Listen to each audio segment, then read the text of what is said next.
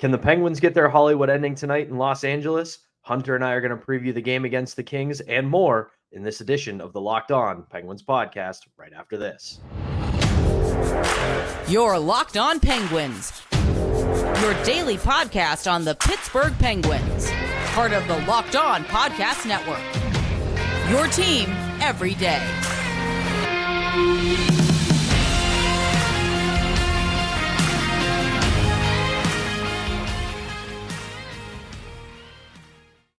Welcome back, Penguins fans, to another edition of the Locked On Penguins podcast.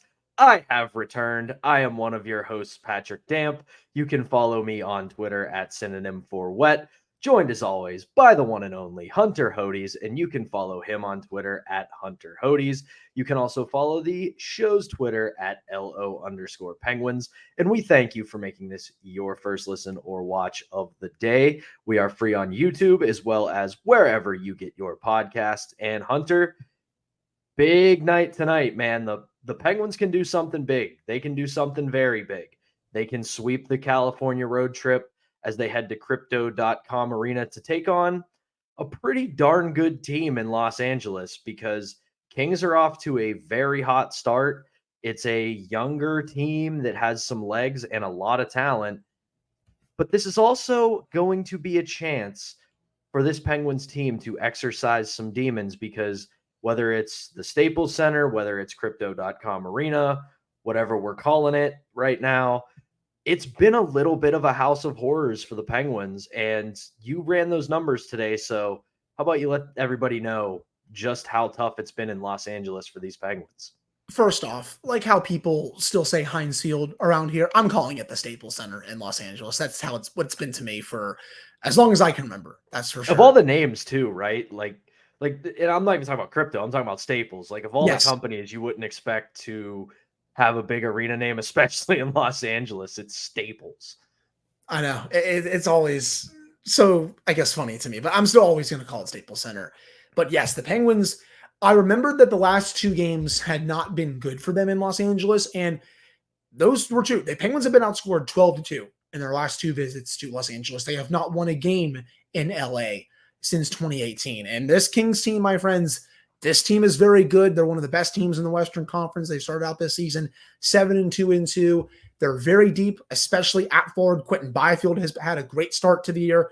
Kopitar is still kicking. Pierre-Luc Dubois, who they acquired over the offseason, he's starting around into form a little bit. Kevin Fiala, he's also still there. You have Philip Deneau on their third line, which is crazy. The Kings center depth, Pat, is outrageously good with Kopitar, Dubois, and Deneau. Three shutdown centers that can do it in the defensive zone. And, oh yeah, they can also contribute offensively as well.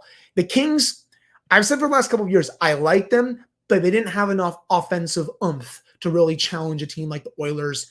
They're thinking this year, okay, we went out and got another scorer and another good defensive center. Can we maybe get over the hump and finally have some playoff success? Wow. They may not be playing the Oilers in the playoffs considering how they continue to struggle, but whoever they play, considering because I think they're going to get in the playoffs, I think they're going to have more success because they have a much deeper roster. Defensively, this team is also very good. Mikey Anderson is one of the more underrated defensemen in the league. Drew Doughty, the ageless wonder, I guess, Drew Doughty. I don't think he's nearly as good as he used to be, but he's still kicking just fine. And then in goal, that's their weak spot, I guess, with Cam Talbot and Phoenix Copley. But Cam Talbot has been fine to start the year. But this will be a big test for this team. The Penguins have already played the Avalanche and the Stars to start the year. The Penguins are 1-1 in those two games. And with how this trip has gone, it's already considered a success, right? You've gone 2-0, you've beaten the first two teams. But if you can beat this Kings team, it doesn't matter what the margin of victory is, you're going to start to see more and more people be like, okay, I think this team is back now. Because I said on my Wednesday episode with Nick, this game against the Ducks felt like a true get-back game. Well, this game against the Kings feels like a potential momentum shifter game where you win this game, you get your third win in a row, you can take all that momentum coming back home against the Sabres on Saturday and applying it there and really start going in the right direction, especially with how tough this schedule is in November. Right. And not to go all the way back to talk about the Ducks game again, but you know, the Ducks game, similar to the Colorado game, they played a very disciplined style of hockey. Yes. They reacted to what the Ducks were doing. They counterpunched very well. They played a very defensively accountable game, and they're going to have to do that again tonight against LA, because you look at this team, and while they're not young, they're not like the Devils where it's just young talent top to bottom. They still have a lot of young guns. You have your Quentin Byfield, you've got Philip Deneau, you've got a couple, or Phil Deneau's 30, but he was one of those guys who came on later, hasn't had that much time in the NHL.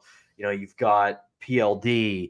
It's a team that's got some younger guns and some speed. So you want to play a more disciplined style of hockey, and you want to do what we've talked about on this podcast. You want to pull that forecheck and that aggressiveness back just a little bit. You want to catch them in the neutral zone and grind the gears of their forecheck and their transition game. You want to be able to turn their mistakes into odd man rushes. You want to turn their mistakes into puck possession in the offensive zone. And that means more mismatches where guys try to pinch out, guys try to break out early, guys try to make risky passes, and you catch them in those 3-on-2s, 2-on-1s, 1-on-0s. So that's something they're going to have to rely on. The other thing is, don't overthink this, because this is a game where if you play the kind of game you played against the Ducks, kind of game you played against the Avalanche, no pun intended, you're really going to get rolling here. You come out of California 3-0, and like you said, a lot of people are going to start saying, "Oh, this team's back. They found something." And I say it on the show all the time. It's really hard to win a Stanley Cup early in the season, but it's really easy to lose one, and they've got some ground to make up. Agreed. And I do want to see them continue to build off what they did against the Ducks when, through two periods, Pat, they had only really given up 2 or 3 high danger chances. They only gave up 1 high danger chance. In that second period, 2 scoring chances in general at 5-on-5 in that second period, when the Penguins really turned that around against the Ducks. And then in the first 10 minutes of the third, they were really good until the Ducks pushed back in the final 8 to 10 minutes. But that's what I think any NHL team would do in that situation when a team is trailing. They're going to be going all in at that point. I still thought the Penguins did a mostly admirable job to limit the Ducks to the outside, and they did that throughout the game. I thought there really weren't too many big chances that the Ducks had from in tight. I want to see them do that against the Kings as well. Yes, the Kings are a better team. They have more talent, but there's no reason that the Penguins can't bring this same blueprint into Los Angeles. I said it with Nick on Wednesday. Is it a little bit of lower event hockey? Sure, but it's shown to have worked in that win against Colorado and in that win against Anaheim. The only thing I would like a little bit more is some more offense, especially in that game against the Ducks. I thought John Gibson had a really good game. It's nice to see him at least playing a bit better. And, Pat, we touched on in the preview, that's another quality start against his hometown team after struggling early on. But overall, they can get some more offense out of some of these guys, continue to bring that same defensive blueprint. I think the Penguins can have success in this game. It seems like to me that Mike Sullivan has maybe fine-tuned some things in his system. He can't run the same stuff that he did in 2016-17 just because the team, while it's fast, it's not as fast as it used to be. And you're seeing the changes made a little bit here. Yeah, in the Ducks game and in the Avalanche game. You just have to continue to build on that going forward. And just outside of that, I would like the bottom 6 to continue scoring. Radim Zohorna, yet again, 30 goals on this season now. The fourth line I thought was mostly fine in that game against the Ducks. Vinny Hinachosha had a really nice chance in the first period, and I even tweeted this out. I've seen more from Vinny Hinachosha than I did in Jeff Carter over the last 6 months to a year, or especially the first month of the season. But that all those things are really what I'm looking for in this one. And yes, I do see that wonderful Jeff Carter jersey behind you.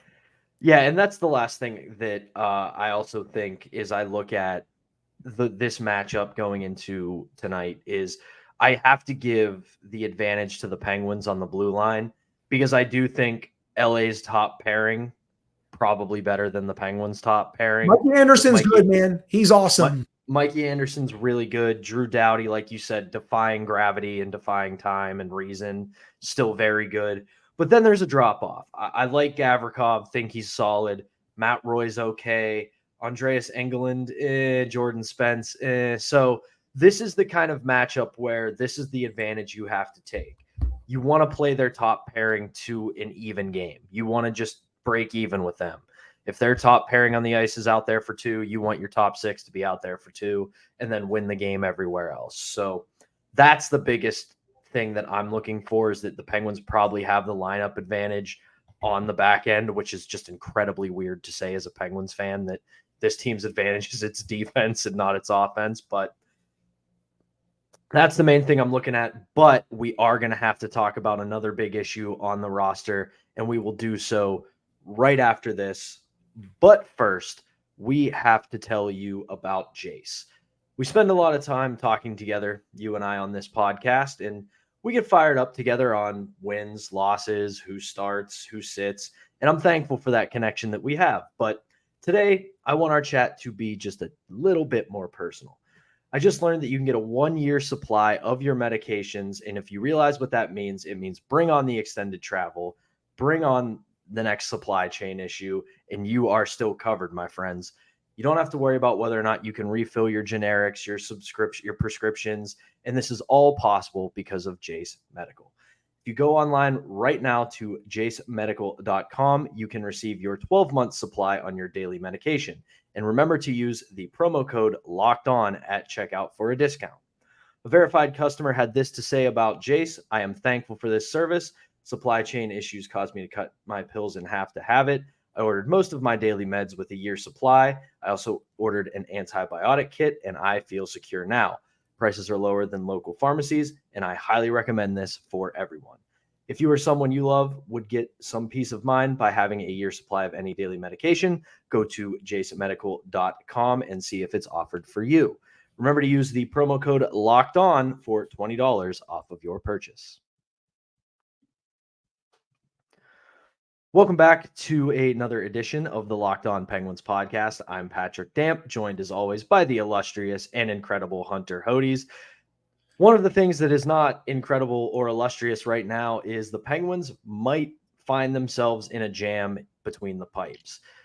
Tristan Jarry, as you and Nick talked about on the Wednesday episode, left the game after he got hit by Adam Henrique, and then as he was on his way down, got hit in the face with a puck. Did not actually seem like he was nowhere to be found after the game. He was seen in the locker room, but he was going back with medical trainer Chris Stewart. And as of yesterday, Mike Sullivan basically said he's day-to-day, still being evaluated. They don't know what his status is quite yet.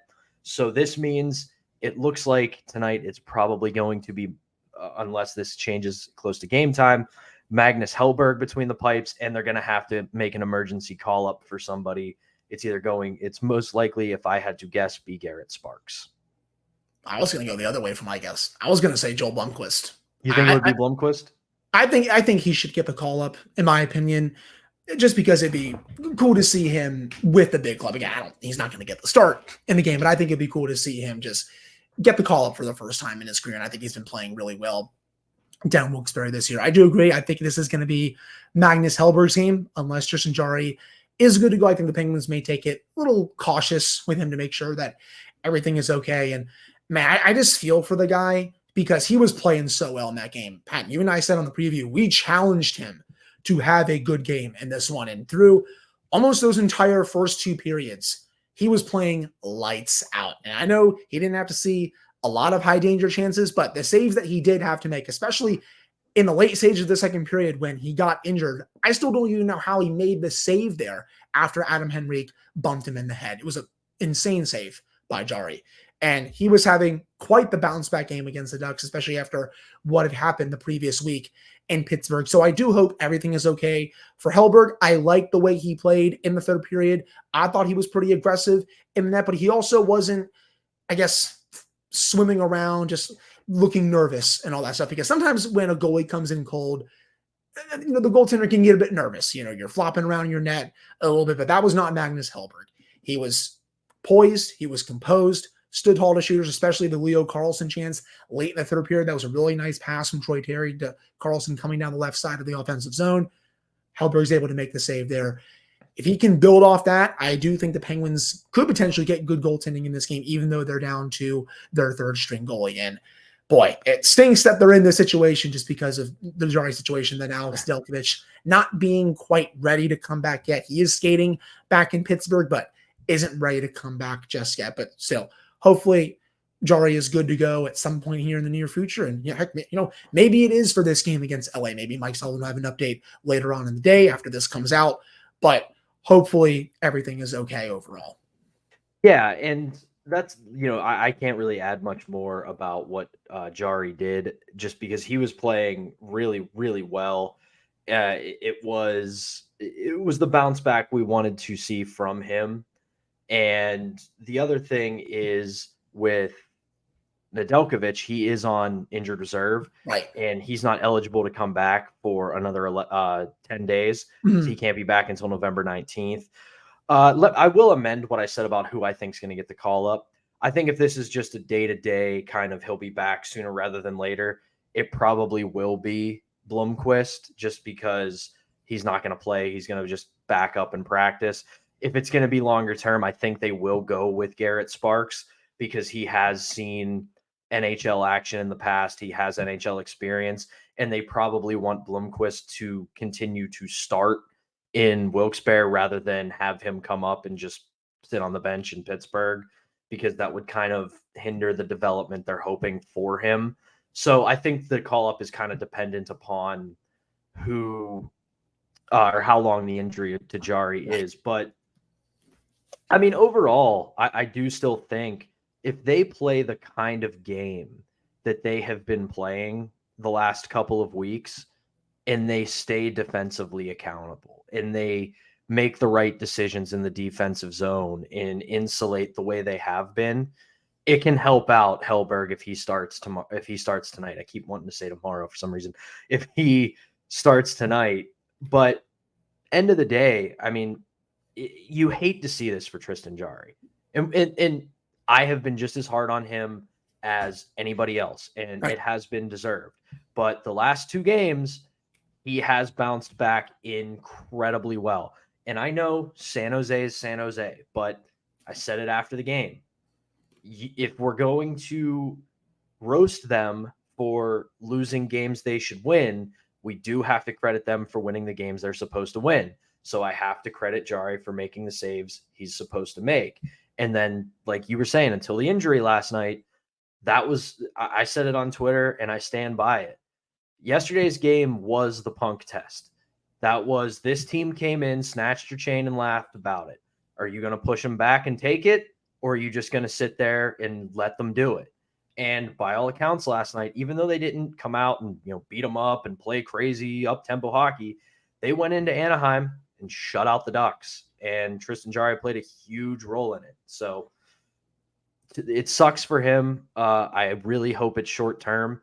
He seems like a pretty tough dude and a guy who wants to come back from this. So we'll see what he does. And now you got to do it in LA. And the Kings, I mean, they are a much better team than the Ducks. And don't get me wrong, the Ducks have been good this year, but the Kings are a step up. This is going to be a playoff team this year. They are this good for a reason, people. I mean, right now this year, they have 57.4% of the expected goals, 60% of the actual goals, 56% of the shot attempts, 55% of the unblocked shot attempts at 5-on-5. This team is ridiculously good. And per Money Puck, they have the third best expected goals rate in the league this year. This is going to be a major test for the Penguins. And if they can pass it, we're going to get a lot of, they're back tweets on social media for this one. And I'm just really excited to watch it, man. It's the final one of the California road trip. A lot of skill in this Kings lineup. Can they repeat what they did against the Ducks and the Avalanche, especially with what all likelihood will be a third-string goaltender in net? Do what you did in front of Tristan Jarry, and we'll see if they can get the win here. Lastly, but not leastly, listen to that guy all the way at the top of Mellon Arena. And when you get into LA, shoot the puck. Shoot the puck. Shoot the puck. So that's going to do it for this segment. When we come back, we're going to talk about a couple roster moves and whether or not an old friend of the LA Kings should be in the lineup tomorrow night. But before we do that, we have to tell you about Parkview Advance. As a business owner, you realize there are times when receivables might fall behind, but that doesn't mean you need to fall behind on your vendor payments, payroll, or rent. For more than 25 years, Parkview Advance has helped businesses secure working capital. From $5,000 to $1.5 million, Parkview Advance can approve your working capital in as little as 24 hours. It's a much easier process than you might imagine.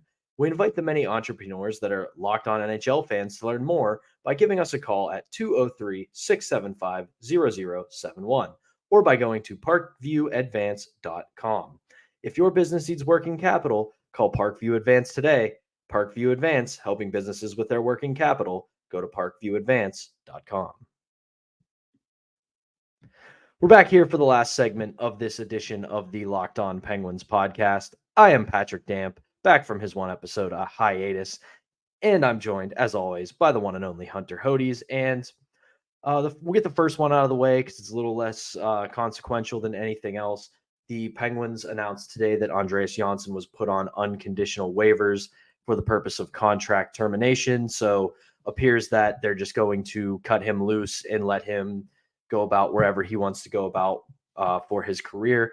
I will say Tony Androkidis, he's of Inside AHL Hockey. He reported this morning that Andreas Johnsson did appear in a preseason game with Wilkes-Barre, but then was referred to as away from the team tending to a personal matter since the beginning of the season. So all the best to him. I hope whatever he's dealing with in his life, he gets solved and he can get back to becoming a professional hockey player. If not, all the best in his life moving forward. So there's that.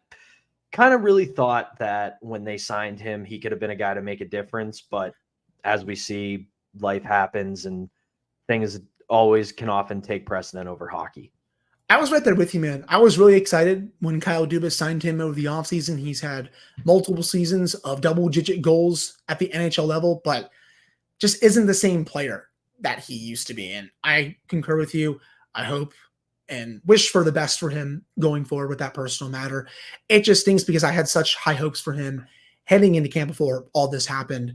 And I thought, oh, he's going to impress in camp in the preseason. He's going to win a roster spot on the Penguins and play a lot of games this season.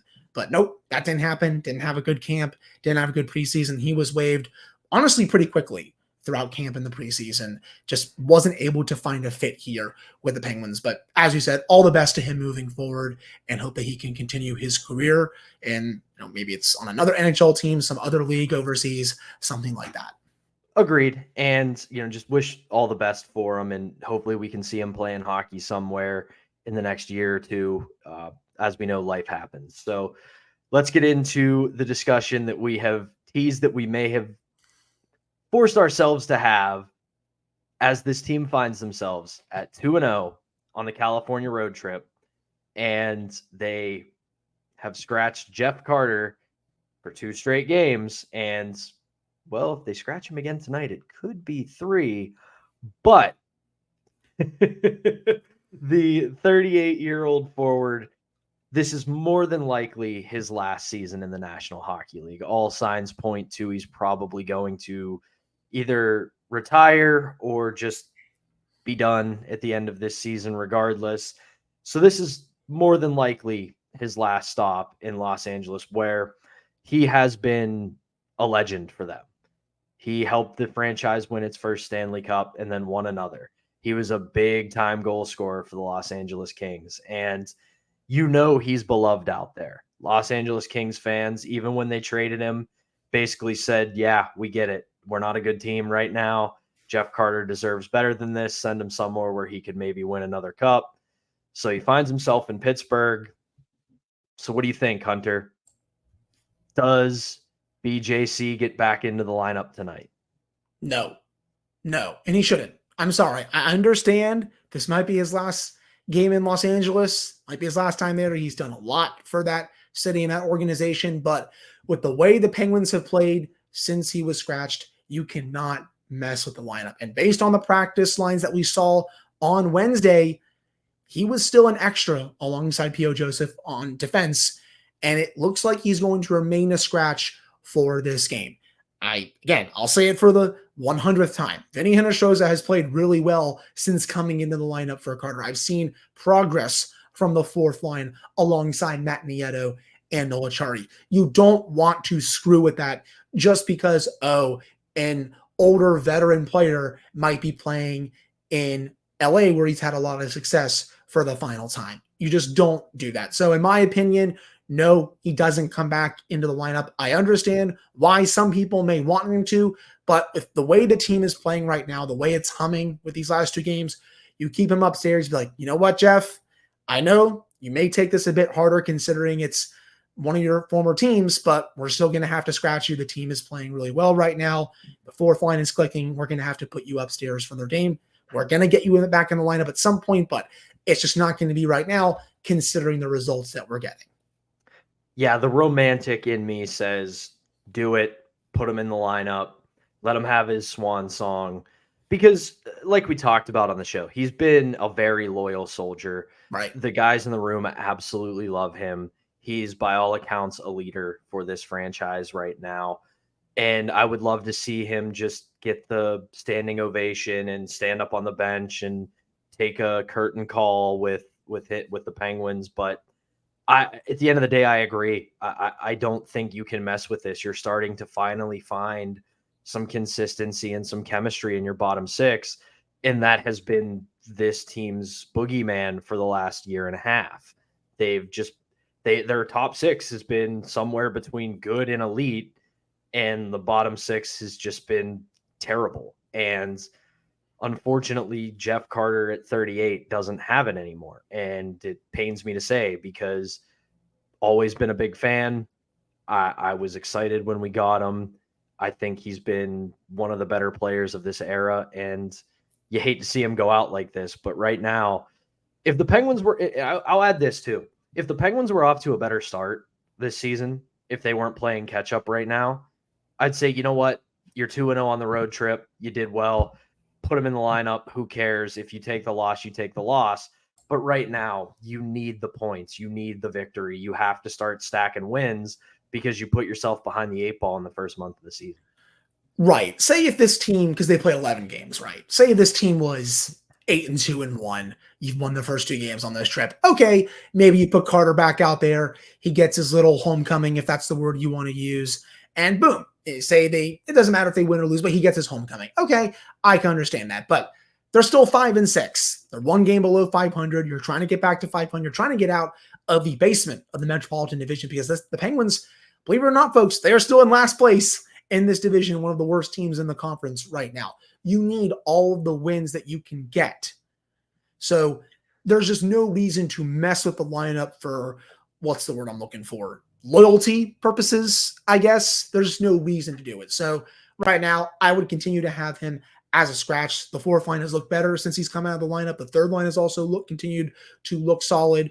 And until the 4th line, I guess, struggles like it did when Carter was in the lineup, I would not put him back in the lineup. That's just my opinion, though. Yeah, that's the biggest thing, is that this team is legitimately under 500. They're not under Bettman 500. They are 5-6-0. That's under 500.